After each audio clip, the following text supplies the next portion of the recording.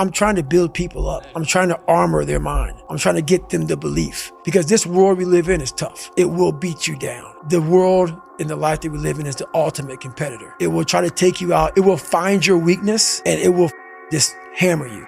I just do me, you know. I'm out there running, working out, and just trying to find out more of what this is all about. Trying to find out more of what I'm all about. For me, the whole money part of it, it's not what it's about. I'm all about that growth, and that growth isn't in these massive paychecks for speaking to corporations, stuff like that. The growth for me is in that $12 to $15 an hour when you're out there and it's like 20 degrees and you're freezing your ass off and you're thinking, you know what? I don't need to be here anymore. And you start questioning yourself why you're here. And there's a lot of growth in that with the mind. That's how I look at it. How am I going to get so deep into something when no one knows who the hell I am? So first, I have to give you some backstory on who the hell David Goggins is. Some credentials. That's it. And so I got some basic credentials out there. And now I can dive in more, because most people think I'm just some animal who runs and yells and just says fuck and motherfuck all the time. And that's nowhere near the truth. That's maybe what they see in a 1-minute video, and that's what people believe. But there's a lot of thought behind a person being a born loser, becoming who I am today. You don't just wake up and just rocky the shit. You gotta wake up and think about, there's a process to getting better. And that process is never finished. You have to learn to cap success. So what I do is, and what I mean by capping success, I believe everybody should live their life. So everything that someone says in life, take it with a grain of salt. Take what they give and don't be like, oh, David Goggins said this or whoever said this. No, do not take what I say and do exactly what I say. So for me, what makes me who I am, because my mission is very different than yours or anybody else's. I have to cap my success, because for me to help people out, I can't just say I did it once and I'm good. I have to continue to reinvent the wheel of the mind and figure out more and more ways for you to pull. Because if I have a cookie cutter message, it may hit 5 people out of 25. You just failed. My message needs to be in a way where I can hit all 25 people. It needs to be broad enough to where all 25 people may not like the message, but they're getting something from it. And that is evolution. You must continue to evolve. And you don't evolve, for me, in my job, unless I cap myself somewhere and say, okay, you made this much money, get back to fucking work. It's time to get back to work. Stop hearing yourself talk. Get off the podcast. Don't be on social media too much. Cut out all the fucking noise. Get back to the fucking mental lab, because that's where the knowledge came from. So for me, I must cap myself so I can come back with better, more unique knowledge versus all that cookie cutter knowledge that's out there. That's why people buy the books I have, because it's not cookie cutter. Like, I built Goggins from the ground up. I was born David Goggins. David Goggins wasn't good enough. He was a scared, bullied, abused kid who struggled in life. And that kid, whenever something got tough, no matter how hard I trained, no matter how ready I was, whenever something got tough for me, David Goggins, the real David Goggins, would come out and he would quit. So I realized this over a period of time. So I had to build Goggins. And in that process, I have to go back to that mental lab. And that mental lab is at scratch. That mental lab is in that trained humility. And so that's where I get better. I get better when I'm digging holes in the ground, when I'm waking up early knowing I don't have to do these things. That's where I get better. So while you're hungry, a lot of people are hungry, but humility is everything. I always look at people. I know where you are. I know where, because I've been there. That's why I help so many people out. I've never been above you. I've always pretty much been beneath you, and that's where my knowledge came from. So I know how to reach those people who are in the dungeon, because I've been there so many times. Convince people otherwise. I understand that why you're confused. I understand why you say things like that. I'm not saying anything bad about that. I understand it. But also, what you don't understand, what you fail to understand, is the other side, that you need people like that. You need the Elon Musks. You need the David Goggins. You need some of these Navy SEALs, some of these other people. You need those people. And they forget that. And it takes a very, very unique person and unique mind to do some of these jobs that are necessary in this world. That's the problem. That's the problem. And that's a problem that I've always had. Is that right there.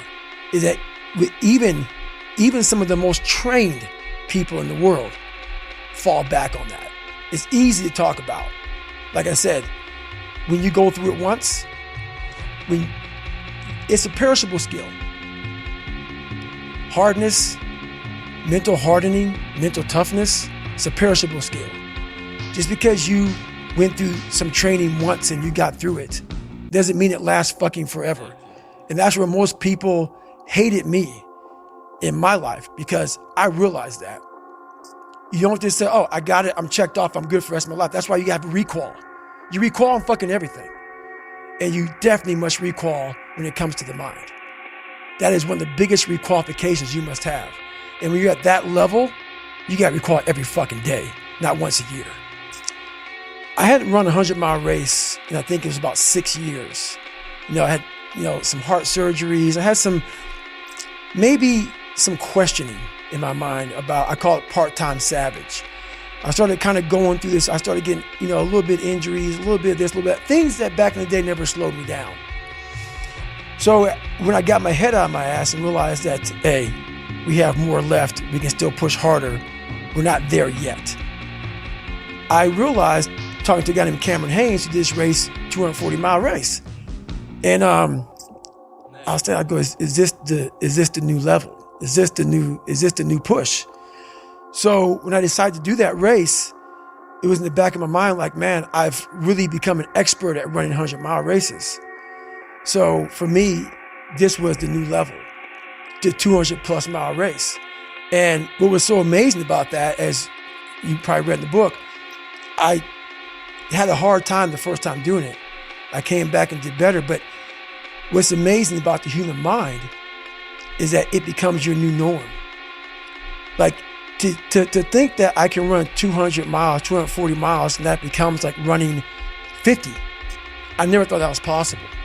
This is why I'm always pushing that limit, because I know that within pushing these limits, there's always more.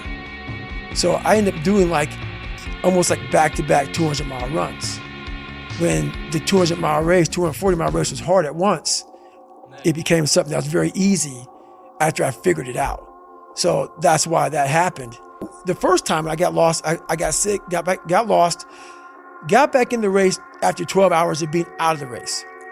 So now I get to about 200 and some odd miles and I'm sick as hell. Can't breathe, high altitude pulmonary edema, totally jacked up.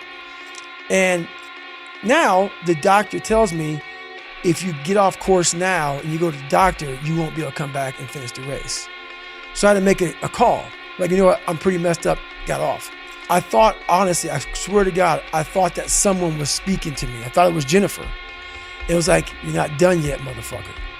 And I'm like, what the fuck is this? It was actually probably my subconscious saying, get your ass back out there. But all the fucking times that I was like, I'm not going back. And I went back. I'm not going back. And I went back. I'm not going back. And I went back. It showed me even more of what we have as humans, if we're willing to go there and we're willing to push that extra step. And like I say, I always tell people, a lot of people, man, how do you do what you do? At the end of the day, I ask myself one question: can I take one more step? And usually the answer is yes. So if you can answer that question and not take another step, that is real failure. That is real quitting.